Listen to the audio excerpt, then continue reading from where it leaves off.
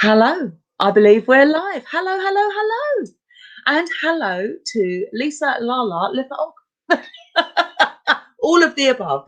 And Lisa is joining me today instead of Heather because she's disappeared off in the blessed bee. She's buzzed off, actually, in the blessed bee, having a whale of a time, I'm sure. And so Lala's come to join me today. And Lala is a paranormal investigator and incorporates it with witchcraft, don't you, Lala? Yeah, so there's a lot of sort of crossover with the paranormal side and sort of the mediumship side. So it's going to be quite interesting to have sort of a chat all about that. Yeah. Well, we've got a few people in to say hello to. So we've got Becky, hello, darling, and we've got Lucy. I suspect can't see it flipping thing, and we'll make it bigger because that helps. We've got Tina in, and who else have we got in? We've got Laura. Hi, Laura. Hope you're well. So yeah, we've got other people lurking around as well. So if you want to say hello, we've got Hannah, hello. So yeah, we've got lots of people in. If you want to say hello, any questions, feel free because we're open for questions, aren't we? Yep. And yeah, I'm really excited to hear about what you do. Now I know a little about what you do because you came down to my little bit of woodland a few months ago, didn't you? But can you say generally what you do? So paranormal as a sort of subject, everything sort of gets sort of put into one thing. Anything that you can't explain goes into paranormal. So there's sort of a lot of crossover with things like UFOs and Bigfoot and anything that's sort of unexplained. Well, to be fair, there's not many big feet in Surrey, as far as I'm aware. I haven't found any. So the sort of thing that me and my little team sort of focus on is sort of the paranormal investigation side of sort of ghost hunting and doing investigations in people's homes. So when they're having bad experiences, if they think their house is haunted, we'll sort of go in and do an investigation to try and work out what's going on and how we can help as well. Oh wow! So is it a little bit like Most Haunted from way back when with Yvette Fielding and so on? Is it a little bit like that, or is it totally different? It's a little bit, the concept is the same, but a lot of sort of the TV shows, it's a bit like when you tell people you're a witch and they're like, oh, it's like Harry Potter. It's very much the same as that a lot of what we do is sitting around in the dark, freezing our bums off, trying to work out what that noise was. And there's sort of two aspects of it. When we're doing a ghost hunt in maybe a public place, somewhere that's known to be haunted, we've done ruins of abbeys, we've done castle ruins, we've done forts, that have been decommissioned, things like that have had, reported paranormal activity in them. It's a slightly different beast to going into someone's home, because if you're in a public place and you're looking and you're investigating, there's a lot of history you can look at afterwards. There's the actual goal of that is to find something, whereas where we do the home investigations, you have to be a little bit more aware that you've been invited into someone's home, they're having some issues, and you have to be you have to be really caring about what you're doing, as well as trying to work out what actually is going on, because a lot of the time not everything is paranormal. So when we do an investigation, if we were doing it in a house, for example, we go round and we'll do a baseline test first. So we've got like a K2 meter which reads electromagnetic fields. So we go and do that in each room just to see if there's any electrics that are playing up that could be affecting things. We have temperature gauges, so we take temperatures in each room. We try and find out if there's any particular drafts coming from places, so that when we start the investigation proper, we're aware that, oh yeah, that window doesn't close properly, so there might be sounds from there. There might be, a draft that comes in when it gets colder later on. So we do sort of like a baseline with people first, and then we've usually discussed with them as well sort of what has been happening and what they think is going on, and then we'll do sort of an investigation with a medium. We'll take them round, they'll try and see if they can get anything either from the building or from the people, and then it does take a little while to do those kind of things, and we set up experiments as well. We've got a lot of different bits of equipment that go widdly weep at us quite a lot. So we have like infrared cameras, we have heat cameras, We have different meters, we have trigger objects. So there's sort of a lot of different things that we can do, and we sort of tailor that to the situation that we're in. Like I said, not everything is paranormal. 90% of the time it can be explained by, you know, as I said before, it could be a draft that comes in that room at a certain time of day. It could be that there's a blocked up chimney, and that's why, you know, it's always cold in that spot. So a lot of the time, we like to eliminate all the stuff that we can prove first, and then whatever's left is the stuff that we really sort of get our teeth into from sort of the paranormal side. Yeah. You were saying before about things that you hear. Is it things that you you know, literally things that go bump in the night that you can hear with the naked ear, or do you use other equipment to help you hear? You know, there's a few different ways, depending on if it's the medium doing it. They would use like clairvoyance or clairaudience to sort of draw the energies in, and again, a bit like Most Haunted, where they go around with the medium and then the medium will tell them things about the areas.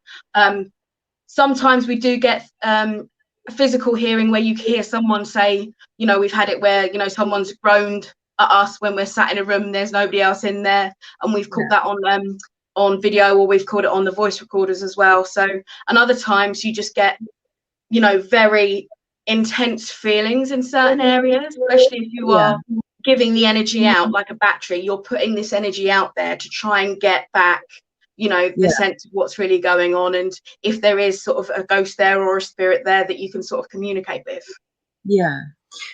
So what sort of percentage would you say is in public places that you go to, and, you know, then compared to people's homes? Is it about 50-50, or? I would say that when you're in a public place that has got, you know, known hauntings, and they're usually older buildings, or they're buildings where a lot of intense just human activity has gone on, things like, you know, hospitals. I used to work in a prison, and there was a lot of sort of energies and sort of spirits and stuff in the old Victorian prisons, because there's a lot of human activities, and we're all made of energy, and that energy can imprint on our surroundings. And a lot of the time, if it is somewhere that has got a lot of people, that's a lot of energy being fed in, so that if there is anything there that uses that energy to sort of make itself known, then they're more likely to sort of come out. Whereas in people's homes, I think it always seems a bit more personal.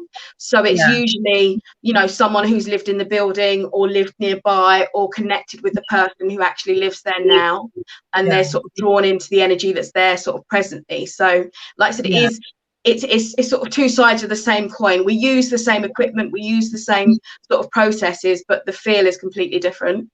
I can imagine.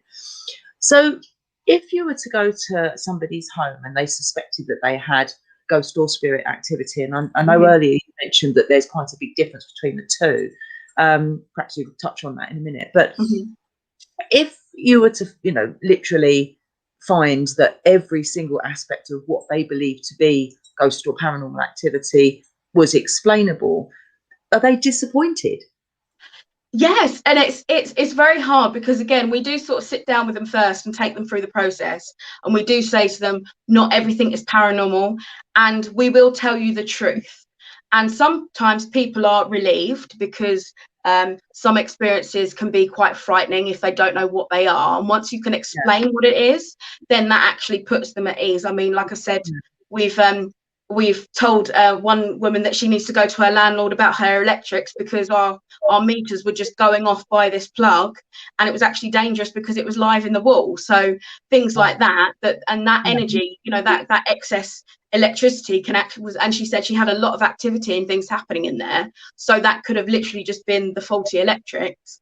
And again, before, we've had people where we've told them they need to change the batteries in their CO2 meters, because they've got a boiler in the bedroom, and that, you know, from what they were saying as the things that they were, whenever they sleep in there, they get an uneasy feeling, they get headaches, they don't like being in there too long, and it's actually caused by the boiler, not by anything sort of paranormal.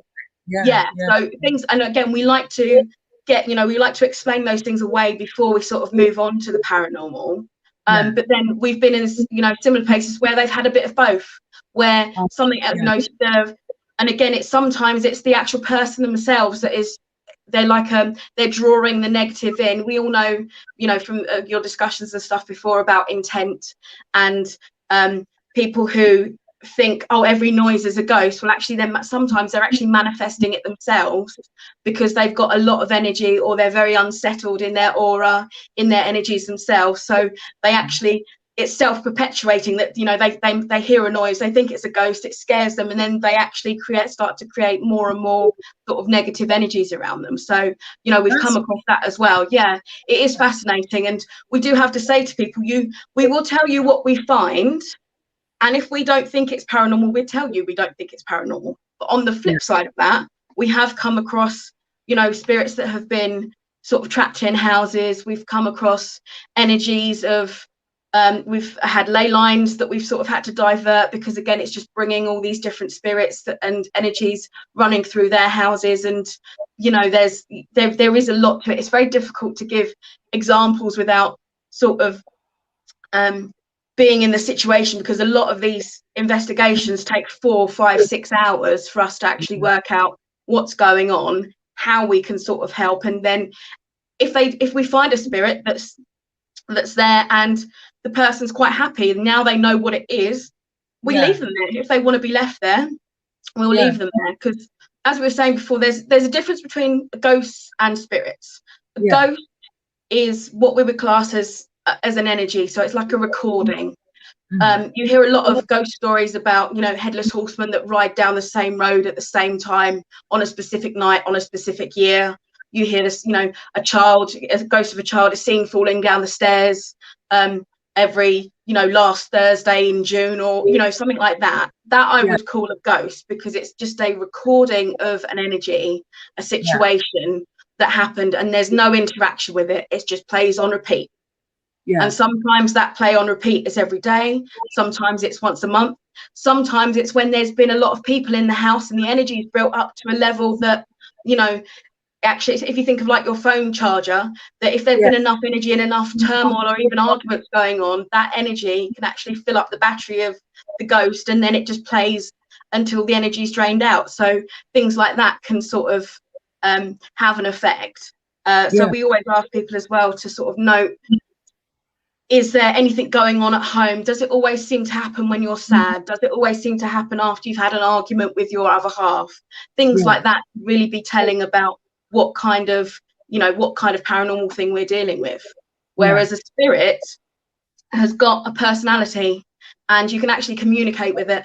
And a lot of the time, sometimes they're trapped, which is what you sort of hear in horror films, or, you know, again, you've probably seen on like Most Haunted or some of the ghost shows, where it's just a spirit that doesn't want to move on to the other side, whatever you consider the other side to be. And sometimes they're spirits that just come and visit. So, you know, they're either visiting the person or they're visiting the place.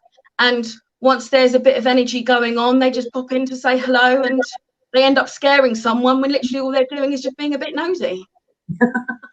That's a good way of putting it. And they're like, oh, what's going on over there? And then they'll sort of trundle off to see you, and then, you know, they'll scare the crap out of someone, and it's not their intention. A lot of the time with spirits, they just want to be acknowledged. And you know, a lot of what we do is just sort of acknowledging their existence, and then if they want help, if they want to move on, or if they're stuck, we can sort of help move them on if they sort of want to go. Most of the time, if the spirit is stuck and the medium has moved them on, or they, you know, we've sort of forced them to move on because of the amount of turmoil they're producing, then you know, we can do that. But most of the time it is, you know, it's sort of a collaboration of, we show them the door, and a lot of the times they just sort of walk through it, you know, in essence. Wow, absolutely mind blowing. Now, let's see if we've got some questions. Here we go. Okay. Oh, I think you've stunned everyone into silence, actually. Yeah, I do that a lot. I'm saying nothing. But sort of going back to sort of like the Most Haunted in the TV shows kind of thing, it is a lot of, most of that is put on. Occasionally they do get sort of capture something that could be paranormal, but it's very hard because those shows are made for entertainment. So it is very difficult to gauge what is real, what is staged, and what isn't. And we've all heard stories of mediums who make things up, or again, because they're making a TV program that they want to make entertaining. You know, we've had hunts where we've literally just sat in, you know, in the dark in a castle dungeon till 4 a.m, just, you know, doing nothing because there wasn't anything there. So, you know, that does happen occasionally.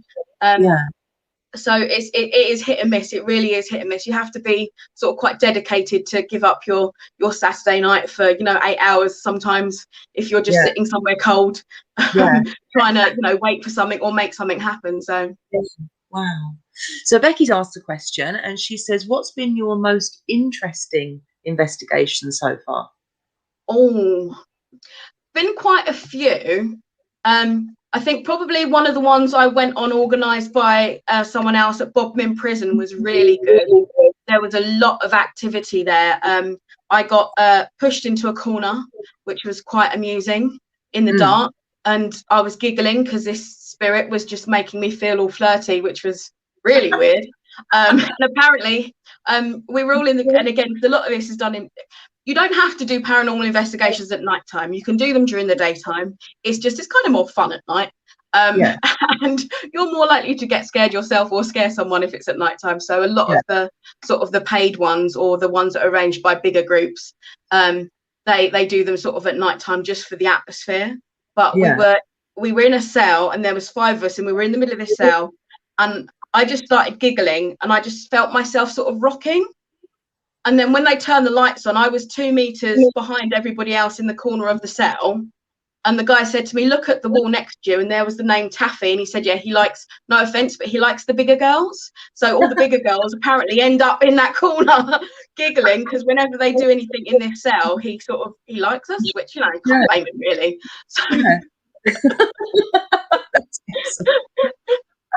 the Randy ghost.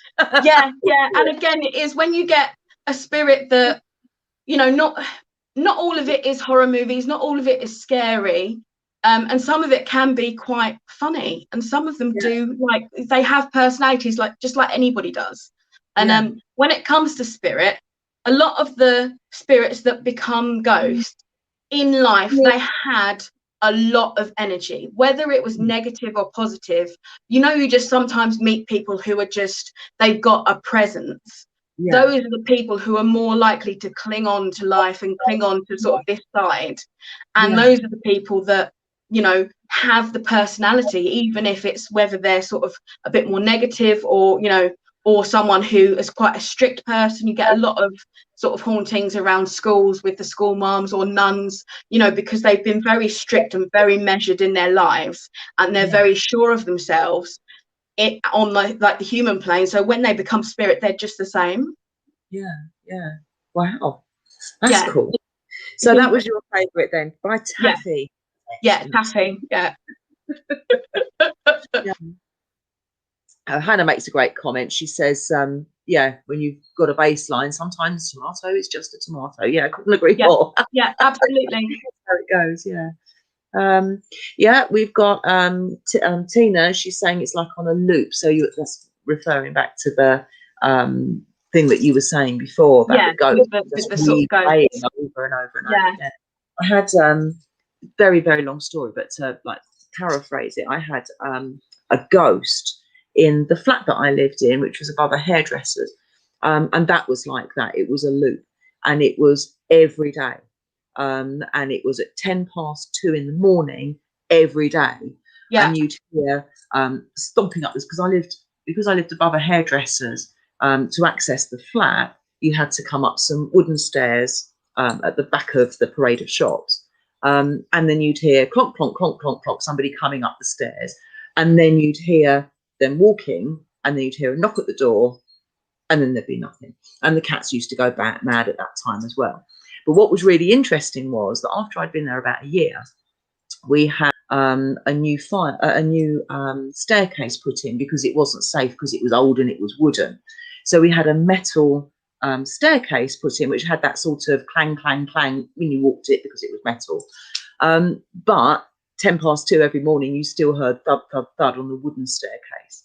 So that was quite interesting. And you could set your time by it. You could literally set your clock by it. It was amazing. 2 every morning. It was it was quite something. Had lots of other Yeah, accidents. I had something similar when in one of the houses I lived in as a kid, that at 5:30 in the winter and 6:30 in the summer, this thing would literally just come in the front door and walk past the living room, and me and the cats would all look at this thing all at the same time and then just go back to what we were doing. And it's literally and that's what I was saying about the whole ghost thing, is that was and I think we worked out who it was. It was actually one of the previous owners, because we found his his son went to school with my dad. So eventually, because he said, "Oh, you lived in our house," and we asked him questions about it. And it was literally the relief of his dad coming home, because he had quite a dangerous job, and every time his dad came through the front door when he finished work, there was always this sigh of relief of, "Oh, he's okay," and the relief from himself of, "Oh, I'm home, I can relax now." And because that happened for 20 years at the same time, and that's literally just, that tiny little bit of energy just built up and built up and built up, and it was just always sort of there. And I think if you're a sensitive person, if you're someone who is spiritual, whether that be sort of the pagan route or one of the more commercial religions, you are sort of more in tune to what's going on around you, because you are connected. So things like that you start to notice.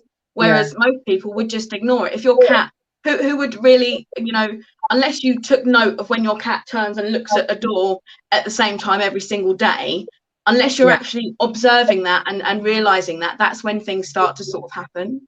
Yeah.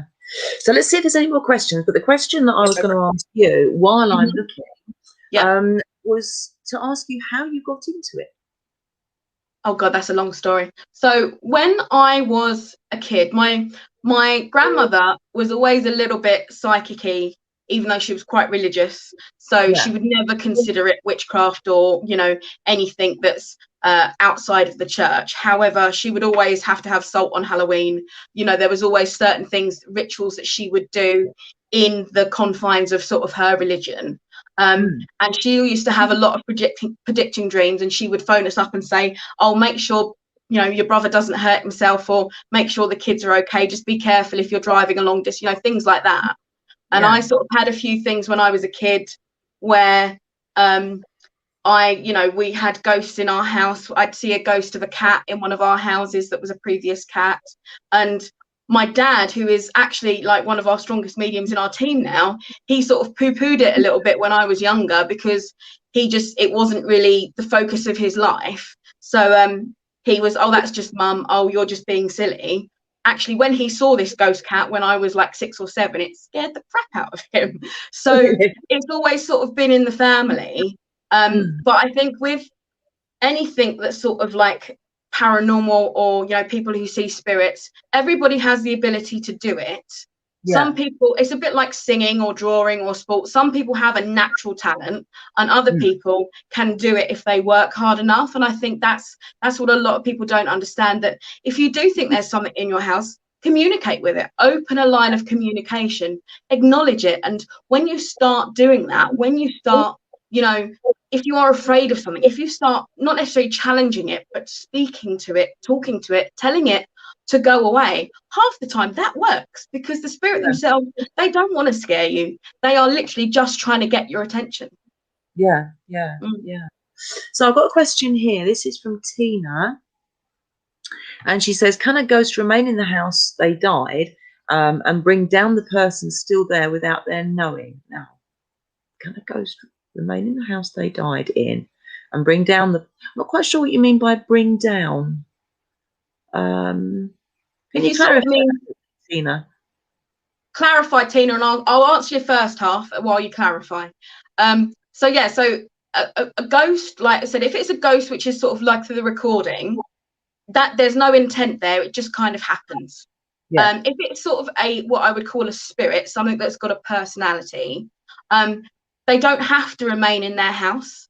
They don't have to remain in a specific location unless they force themselves to. So if you think about, the best analogy is probably like purgatory, is if you are, there's sort of a lot of spirits in houses can be quite negative because they were quite negative or bad people in their lives. So you get a strict grandmother who was always very house proud.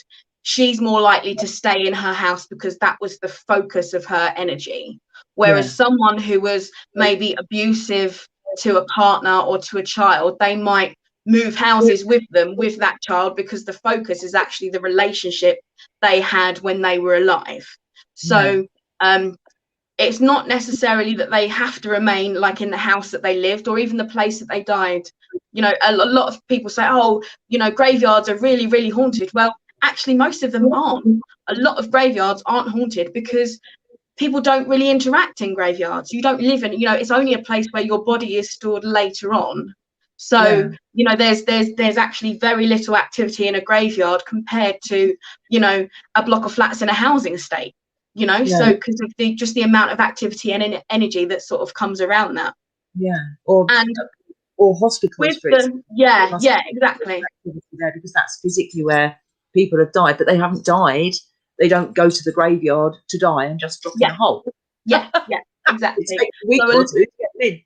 A lot of the time, and again, that's why hospitals and sort of mental homes and, again, like I said, prisons, because it's a lot of that could be end of life or very traumatic experiences. It's a traumatic energy that sort of happens in those places. That, you know, that's where, you know, you get more activity than, say, a graveyard, which is just where they're planting the bodies kind of thing. That makes absolute sense. And it's one of those things that actually you don't tend to think of. You sort of think, oh, well, that's where dead bodies are, so it must be a hive of activity. But it makes perfect sense that it's not a hive of activity. In fact, when I was a kid, I've said this on here before, when I was a kid, that used to be one of the things that I did. It must be about 8 or 9. Graveyard. But that's what I used to do in the middle of the night. I used to wake up and, you know, disappear off out the door, leave the door on the latch. My parents would have had a fit, and go trundling up to the local graveyard because I wanted to see ghosts, and was invariably very disappointed. And again, you know, the occasional thing where you say, oh, there's, you know, a woman in white in a graveyard, that kind of thing. A lot of the time that's someone who they lost someone, so they went to that graveyard to mourn. And again, that's where the emotion, that's where the energy comes from, because it was when they were alive, they were visiting the graves, and that's where, you know, that's where the trauma, or like I said, the energy actually, you know, comes from, when there is sort of hauntings in graveyards. So that makes absolute perfect sense. I've never considered it in that context before. Thank you. Glad I could be interesting. Oh, here we go. So we've got some clarification here from Tina. She said he hung himself and the house is dreary. The person still living there is very negative. So so again, that could be, I would say that it could be a dual thing. It could be the atmosphere affecting the person who's living there in regards to, you know, they know that this traumatic thing happened and it was a traumatic thing in their life as well, and they personally can't let go of it, which could be why that they are you know, in a negative situation. Or again, it could be the other way round, where the spirit is actually affecting the person because they're keeping the negative energy sort of in that area just by their presence, but if they are sort of a trapped soul. So for that kind of thing, I would recommend that they get a paranormal group in, that they get someone in, even not necessarily paranormal, someone to just cleanse the house, someone to sort of, you know, evaluate what the energy is and what the problem is, and try and actually get that energy away. And even, you know, counseling for the person as well, because if it is something traumatic that's happened to them, you know, self-improvement, self-love and actually lifting your own self up has a big impact on your environment around you as well. So that will stop feeding it. If there is something there that's feeding off the negative energy, if you bring more positive energy into that space, then it sort of balances out, and there's nothing for that spirit to sort of feed on. So she then goes on to say, and she says she doesn't feel in there, so not a ghost, but he could still be there dragging them down. But obviously so the energy could be there, you know, it could be just, you know, sort of a negative. So I'd recommend, sort of like I said, a good clear out, a bit of, you know, a bit of smoking, a bit of smudging, you know, some sounds, and even just energy cleanses, and even tidying the space and moving it around. If you've left a house as someone else who lived there, you know, you've got the furniture in the same place, it's, you know, you've got the same clothes in the cupboard, that is all retaining that energy of that person and keeping that energy in that place. So even the whole feng shui thing of moving the furniture around can actually change the atmosphere of the room that, you know, or rooms or places that you're in as well. Yeah, yeah. No, that's very true. Very true. So Becky has got an interesting comment here. I work in the old Victorian Royal Surrey, now called Farnham Road, and it's now the psychiatric hospital, but was the general in the 1800s, and it's wonderful. And I'm guessing that there's quite a bit of activity there that Becky's picking up on. Oh, Becky, you know, you've got to invite me over. Look at her, she's got her shoes on already. Look. Yeah, definitely.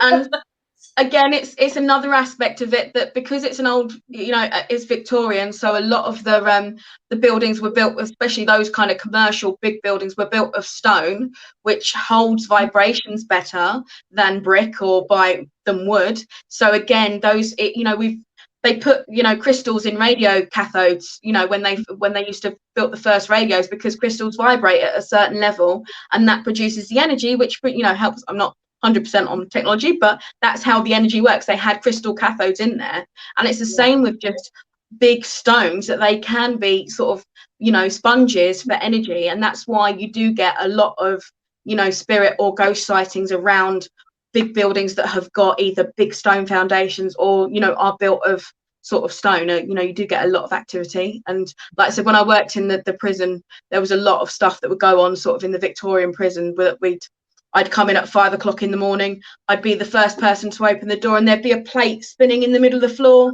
in the kitchen, and no one's been there for 12 hours, and literally this plate is just spinning in the middle of the floor. So, you know, things like that do happen. And if you're a sensitive person, we'll have to come over, Becky, and sort you out, because and again, doing big places like that are exciting. I love being in a dungeon at 3 o'clock in the morning. You know, I love, yeah, I say running. I love trundling around like ruins and all that kind of stuff, because that you can have fun with that more than you would in someone's house, because you have to be a bit more sensitive. But when you're doing that kind of stuff, that's when the best things sort of happen. And, you know, it's very rarely that you'll see an actual spirit or you'll see a ghost. I think I've probably seen maybe 3 or 4 actually with my eyes, you know, before. And when you see a pair of disembodied feet walking towards you in a tunnel where, you know, 3 of you see the same thing at the same time, and you absolutely crap yourself, it's the best feeling ever. Yeah. Absolutely, yeah. No, that's why humans like roller coasters and scary movies, that being scared can be quite fun when, you know. And there has been some pretty hairy stuff that have been, you know, that, you know, you get the feeling of, no, I don't want to be here, but I've got to kind of sort this out kind of thing.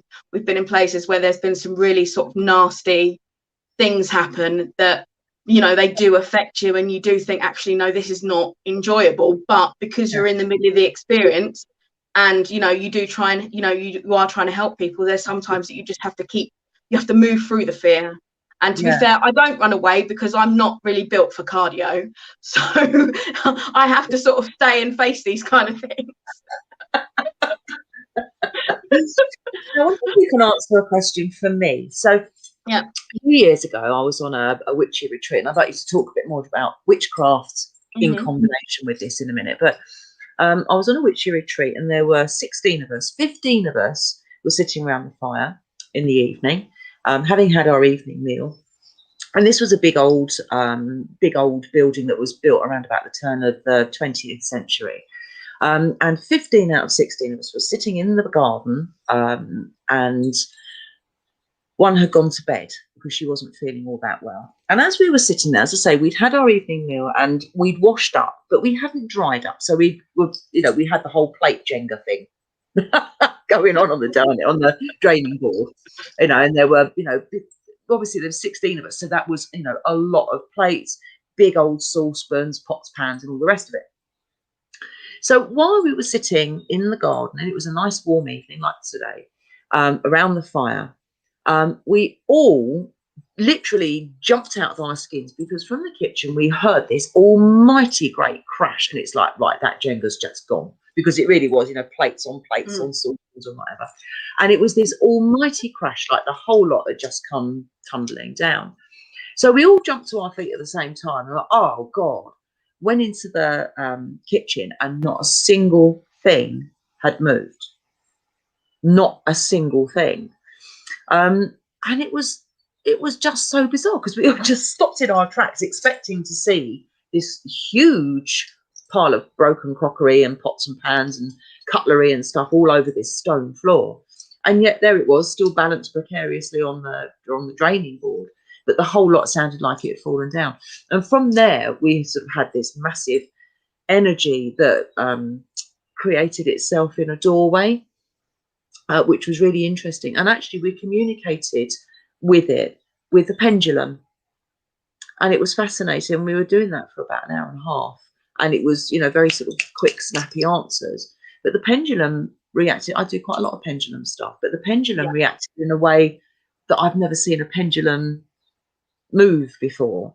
And that was that the crystal at the bottom stayed absolutely still. And obviously we were holding it at the top, but it was the chain in the middle that was vibrating, you know, like this much, not just a tiny bit of vibration, but it was, you know, literally moved, but the crystal wasn't moving at all. It was the most peculiar thing, but it was the noise that alerted us to the fact that it was there, and yet not a single thing had moved. It was really bizarre. So can you shed any light on the noise of something that wasn't? Yeah, so when you say that it was a witchy retreat, had you been doing sort of energy work and things like that, and just doing sort of different things? Or over the course of the weekend, you know, we've been doing tarot and meditations and, you know, sort of crafting and that kind of stuff. So that's what we'd been doing. But on the actual time of that, we had our dinner and went and sat in the garden around the fire to drink and have talks, you know. So there wasn't anything at the time happening. Yeah. So, and did the place hold things like that quite often, or was like, did they, you know? That was the first one. I think actually it was used for scouting. I think. Okay, well, that is very telling, just from a fact of, because it was probably the first, like you said, the first time that witches have been there. So some people have a negative view of witches, as we know, and especially in the past, people have a negative view of witches. So if a spirit that was, especially again, a scoutmaster, so someone who's used to being in charge, the fact that you left your drying up there and hadn't put it away and piled it all high, if it was someone who had, I would say, and again, just from like the sensey bits that I'm getting now anyway, is that it was probably someone who worked or lived in that place, and they were pissed that you hadn't done your drying up and put it away when you were supposed to. And like I was saying before about the strict school mum, you know, that kind of personality, you know, the head cook, you know, they're the kind of people who hang around. And the fact that you left all the washing up on their draining board, how dare you? You know, it's very much that kind of thing. So they made that noise. And again, it's and again, noise is just a vibration. It's just an energy. So they probably, you know, as a spirit, they probably got quite angry that you hadn't done your washing up properly. And what's the thing to do? You make the noise and you all come back in. So you're acknowledging, it's getting you back into the room to point out to you, you haven't done the wash, you know, you haven't done this properly. And then, like you said, with the energy that's sort of manifesting in the doorway there, that does sound like that it was probably something that was connected, you know, to the building, you know, and to either the upkeep or, you know, who worked there. And it was just trying to let you know. And also, and also because of just the nature of, you know, being witches and doing everything we do, we're creating that energy. So like I was saying about the battery on your mobile phone before, if there's nothing sort of energy wise going on, and then all of a sudden you get 16 people who have got a lot of energy to spare, who are you know, invoking spirits, who are grounding, who are bringing energy, positive energy into the place, that fills up the battery, and that gave the spirit enough power to make this really big noise, because you'd upset them. And again, it's not a malicious upset, it's more of a, you know, like you need to come back and do this washing up. How dare you, you leave a mess kind of We thing. haven't finished it. Yeah. Yeah. It's amazing. As I say, we literally all jumped out of our skins with the crash, and we thought, oh my God, there's going to be 16, broken bowls and plates. Yeah. We expected it to be just, everything shattered all over the floor, and we couldn't believe our eyes when nothing had moved, not a thing. It was incredible. And because there wasn't anything smashed, if it had all smashed and fallen over, you probably would have explained that away as, oh, we didn't stack it properly, or something shifted, or, you wouldn't have thought of that as anything other than, oh, it just all fell over.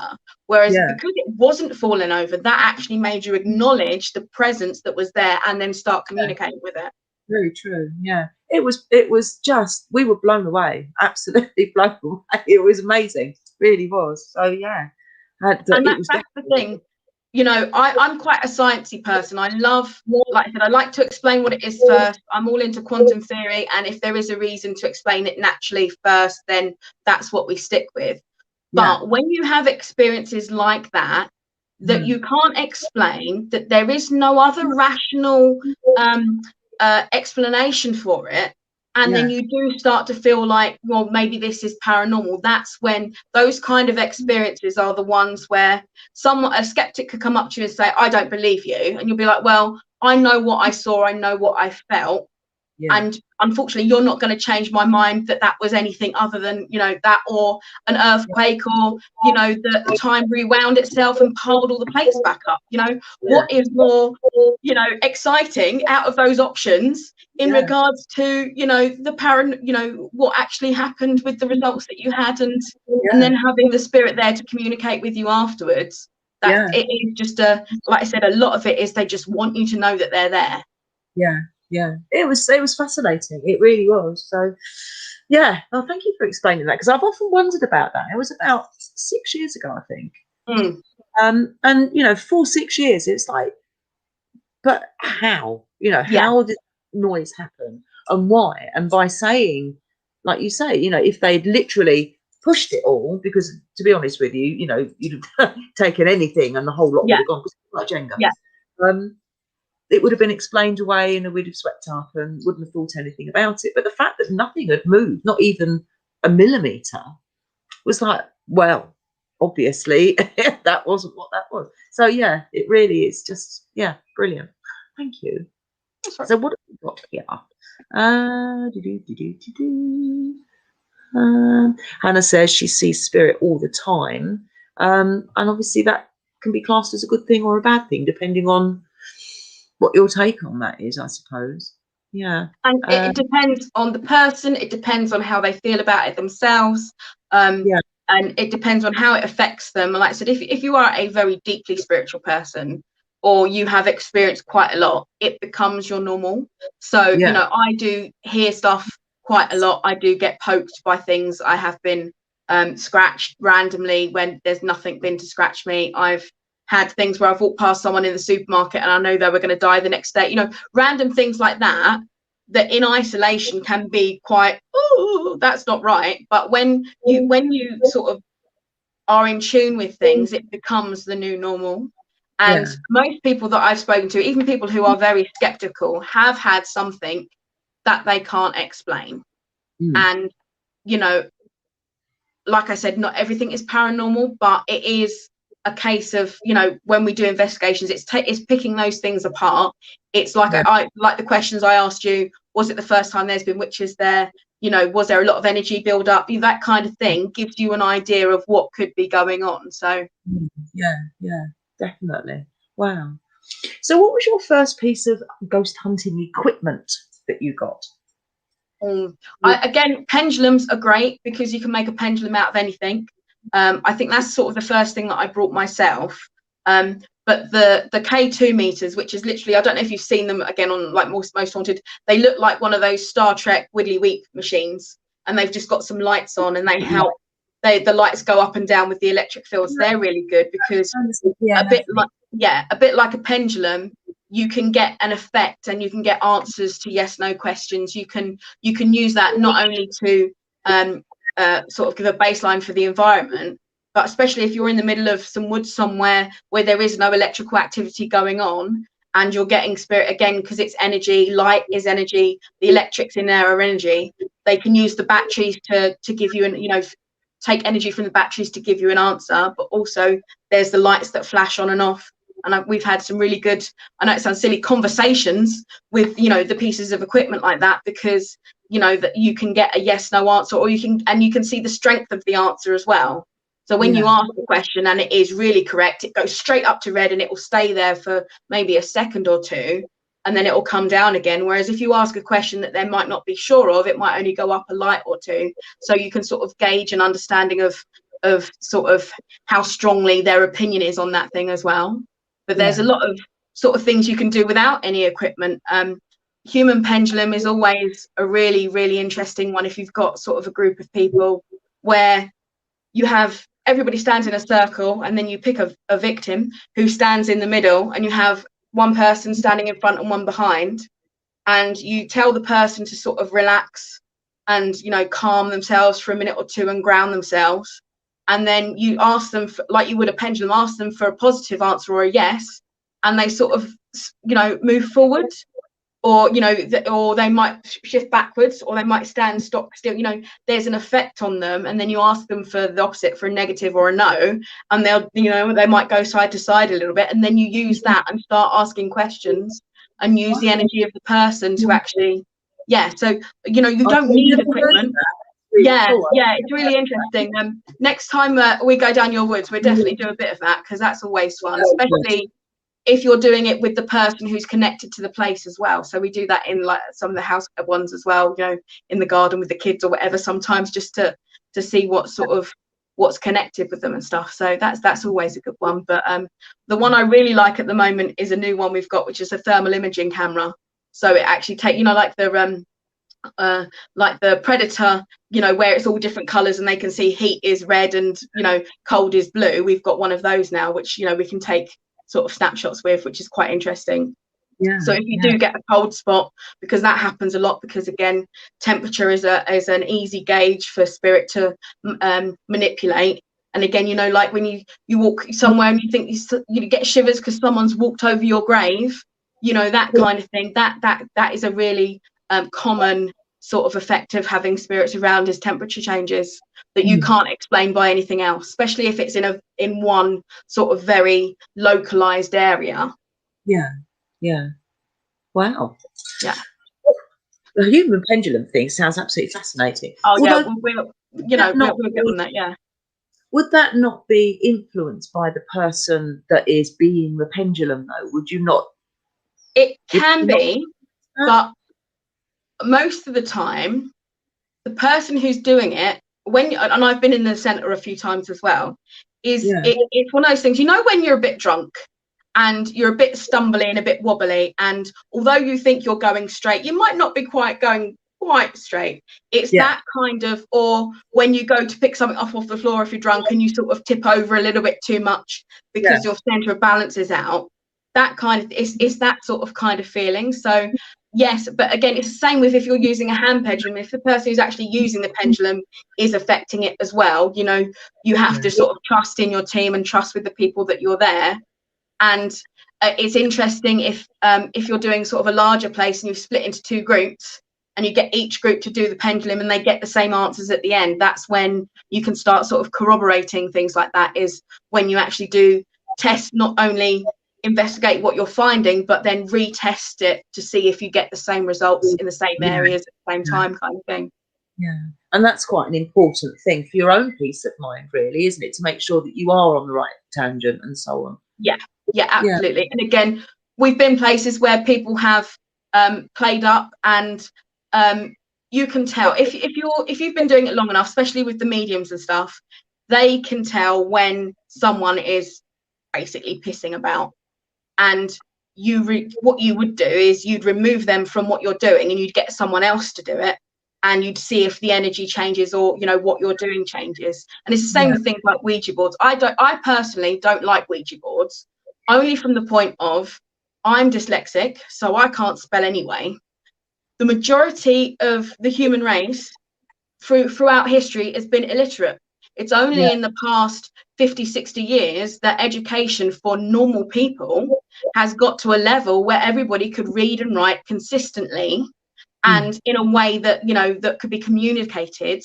And also our language has changed. So if you're talking to a ghost from, you know, 1500s, they don't talk like us. They use different terminology. They use different words. They spell things differently.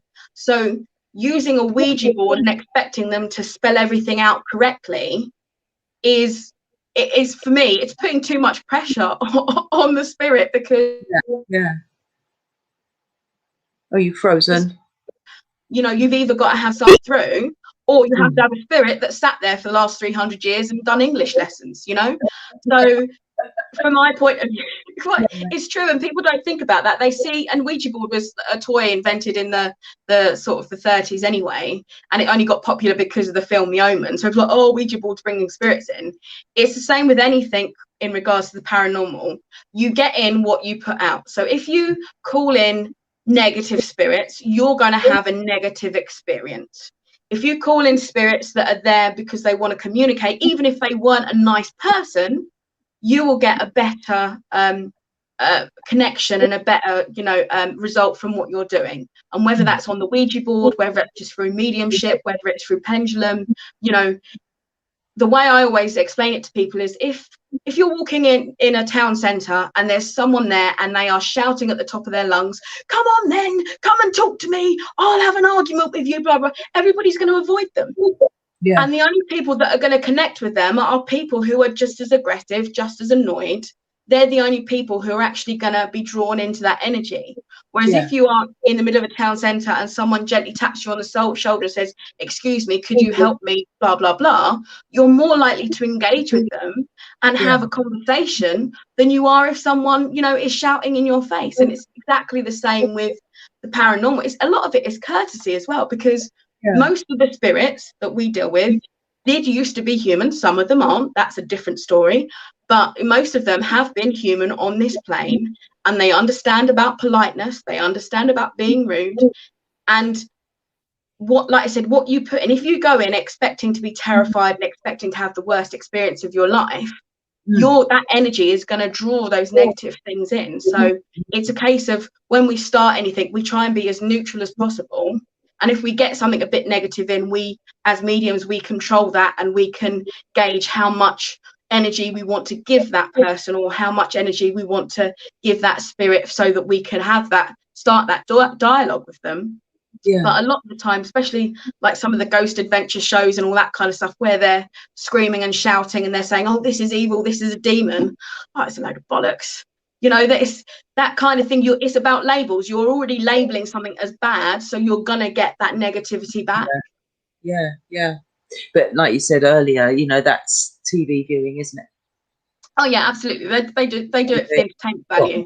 You know, And again, another thing I have, I'm airing my my woes here. Another thing I have sort of problem with is with that kind of thing is that with the TV shows, it is for entertainment, and it does give people a bad understanding, and it perpetuates fear as well.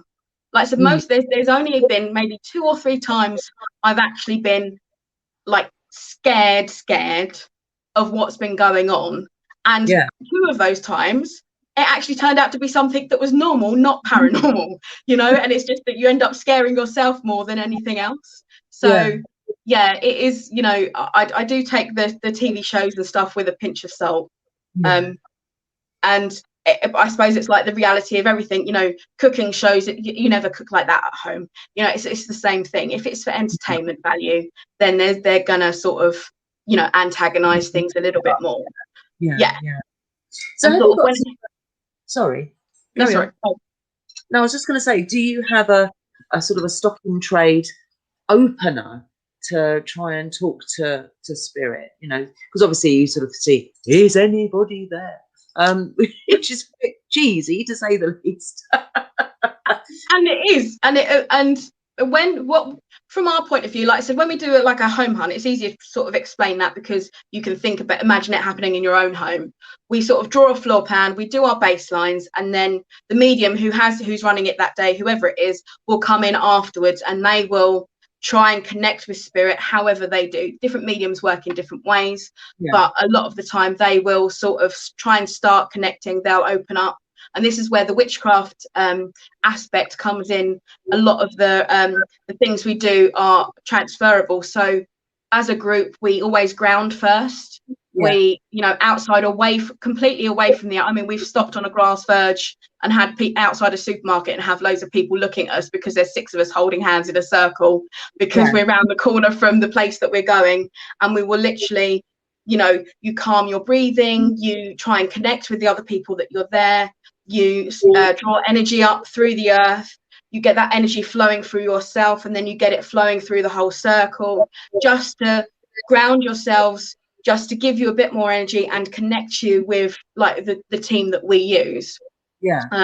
And then the medium, if they might open up, and again they might use their chakras, so again they might open up their chakras and then bathe themselves in white light and protect everybody. So they might do a protection as well, if we're going somewhere where things might be particularly unknown, or if again, if we're doing somewhere we're taking people with us who have never done it before, we will do a protection with everybody, so that they are drawing in on our power to protect them as well, because whether it's a psychological effect or whether I think it does actually work, but if you know that someone there is in control and they've protected you, and I always say to people, if you feel like uncomfortable, if you feel like you don't like what's happening, tell me, put your hand up and I'll come over and I will get rid of it. And I've done it several times to people where I'll hold their hands individually, and then I myself will make my aura bigger so that it encapsulates them to get rid of the negativity. There's a lot of those kind of techniques that we use when we're doing spells, when we're doing groundings, when we're doing rituals, that that transfer really well over into paranormal and mediumship and things like that. And even with the cleansings, I've made poppets before out of long grass from the garden. I've made a poppet with someone's hair because she just kept getting pushed out her back door. She'd open her back door and feel like she'd be pushed back every time she opened the door. So I made a puppet to go next to the door so that the energy would focus on that rather than focusing on her, which again is something we use in spell work. You make a puppet with an intent. You put something of yourself or the person you're doing the puppet for in it, so that that energy is refocused away from that person. So wow, so there's quite a large crossover, not just with the fact that a lot of witches seem to have sort of medium powers and so on, but there really is quite a lot of the practical magic used in it as well, isn't there? Wow, excellent. Now let's see if I've missed any questions. See if solstice. What do you mean solstice, Tina? I don't know what that is. I don't know. Oh my God, it's 9 o'clock. I can't believe it already. Wow, I can't believe it. Well, I suppose technically, as it's the witching hour, we should be saying cheerio. So if we've got no more questions, I'll say thank you very much, Lisa, for elaborating on everything. You've blown me away. I've been so looking forward to this, and thank you for stepping in for Heather. Heather will be watching this when she gets back with the blessed bee, so she'll be having a good old look back. Thank you everyone for joining in. Hope you've enjoyed it. I certainly have, and if you've enjoyed it half as much as me, well, good stuff. And will you come back and talk to me again another time? Oh yeah, absolutely. And because of lockdown starting to ease up again, as a group we haven't done much this year obviously, but we are starting to sort of come out of the woodwork again. So I'll put our contact details, so if anybody does think that they want us to come and visit their home, or they have a place where they think they might need some help, or they want to get involved in an investigation, I'll put our Facebook on there so they can sort of contact us, which will be quite interesting. And even if it's just a chat, we're based in Surrey or the southeast. if you're not in the area and you just want to chat about something, or you just got some concerns, you know, there are things that we can sort of help with, or, you know, guide you in the right direction if you, especially, and it is hard when people are in their homes and they don't feel comfortable, or they feel afraid, or they're not sleeping at night because something is there. So, you know, from our point of view, if we can help people with that, then, you know, we're winning, basically. Yeah, definitely. Well, thank you. And yeah, looking forward to putting those things there, and looking forward to you coming back to my woods for round 2. Yeah, your woods is going to be good. We might have to talk about your woods next time. Yes. Anyway, we're going to say cheerio. We do a bit of awkward waving now while I try and find the right button. So thank you. And good evening. That one. And the Queen. The Queen. Yes. Yeah.